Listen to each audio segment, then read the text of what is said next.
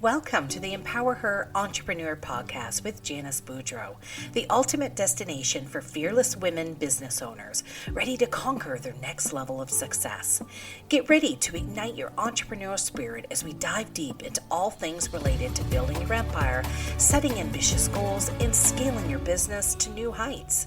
This podcast is your go-to resource for empowerment and encouragement.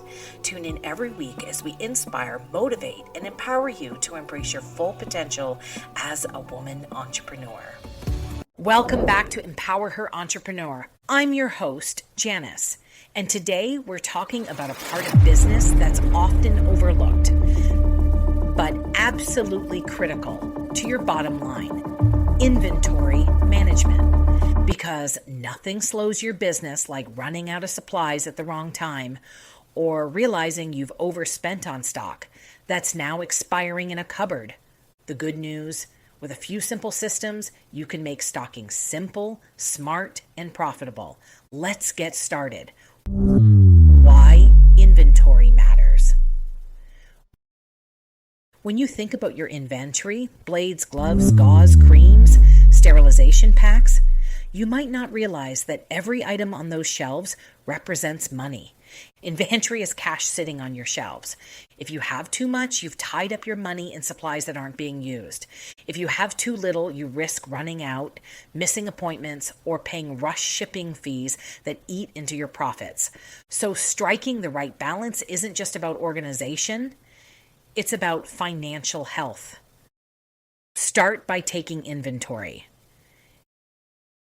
If you haven't done it lately, take a complete stock of your consumables. List everything you use, from single-use items to long-term tools. That might include blades and burrs, nippers and files, gloves and masks, gauze and sterilization pouches, creams, antiseptics, and dressings. Once you've listed it all, note how much of each item you typically use per client. Then calculate your average usage rate, how many of each item you go through in a week or a month. This one simple exercise can completely change how you buy, because when you know your usage rate, you stop guessing. You'll know exactly how long your supplies will last, when to reorder, and how much to keep on hand. No more panic orders or wasted boxes of expired items. True cost of disorganization. Here's something most business owners don't realize. Running out of one critical item can cost you far more than just the item itself. Say you run out of sterile pouches. That could delay multiple clients, create stress, and even risk compliance issues. On the flip side, overbuying just in case ties up hundreds of dollars in inventory that could have gone toward marketing, equipment upgrades, or training. So think of inventory management as part of your financial wellness plan. You don't need fancy software or complicated systems to do this. All it takes is consistency and a plan. Next, let's talk about how to buy smart, especially when you're buying in bulk. Bulk buying done right. Let's talk about bulk buying because yes, it can save money, but only if you do it strategically. We've all been tempted by big discounts for buying cases of gloves or cartons of pouches, but without a system, those deals can turn into wasted space and expired stock. So let's break it down. 1. Track before you buy. Before making bulk purchases, track your usage for at least one full month. Ask, how much do I actually use? What items run out fastest? What products have a shelf life? Knowing your consumption patterns helps you buy confidently, not reactively. 2. Team up with other practitioners.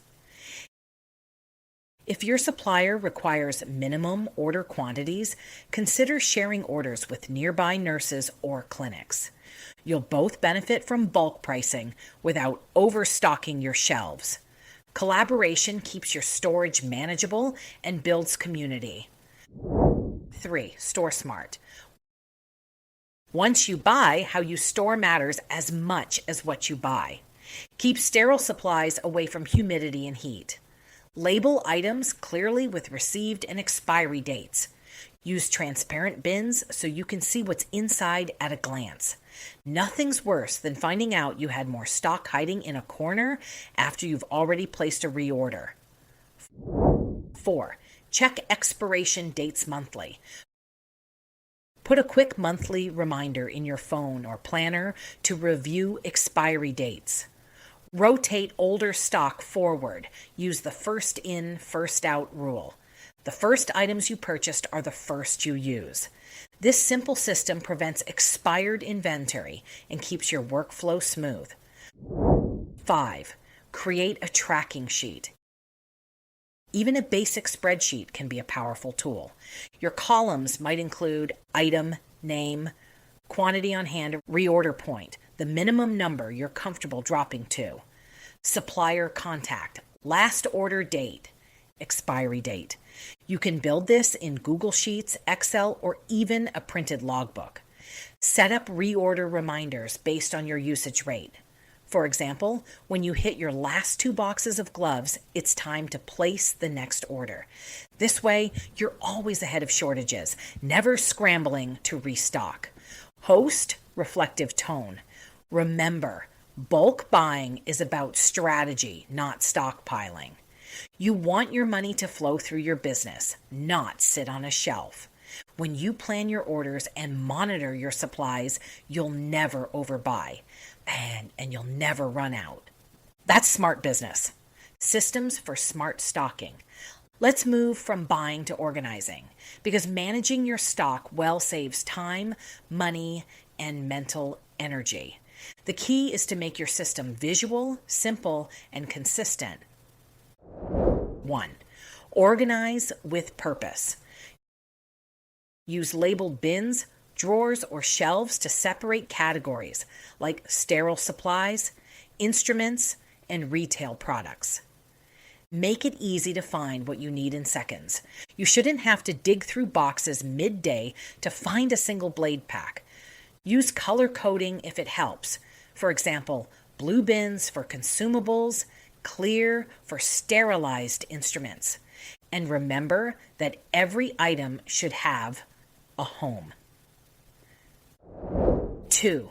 Schedule a monthly inventory check.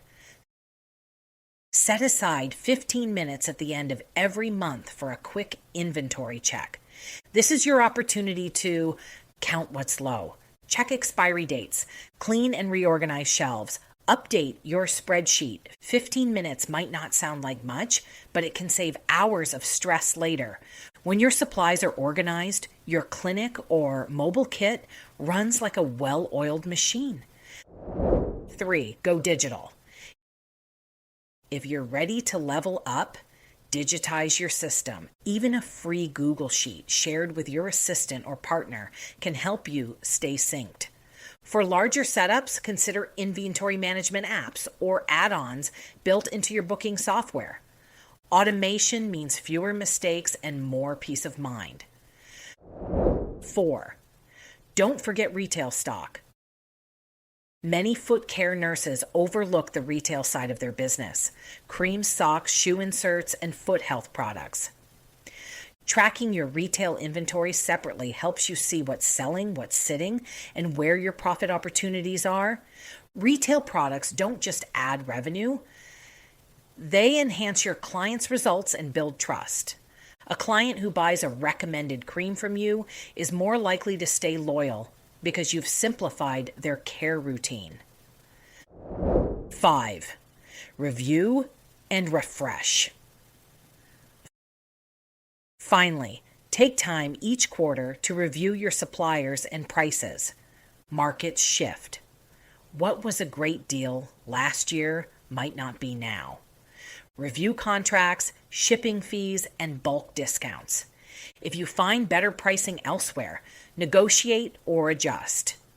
This small business discipline keeps your bottom line healthy and your practice thriving. Host encouraging tone. Inventory management might not feel glamorous, but it's one of the most empowering parts of being your own boss. When your shelves are organized, your supplies are fresh, and your costs are under control, you can focus on what really matters, your clients. Stocking smart keeps your business running smoothly and profitably. It's not just about counting boxes. It's about creating systems that save time, protect cash flow, and reduce stress. So this week, take a look at your stock. Do an audit. Simplify your storage. Set up reminders. Your future self and your business will thank you.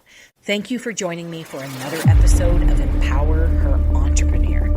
Be sure to tune in next week as we shift gears and talk about staying sharp, continuing education that actually helps you grow.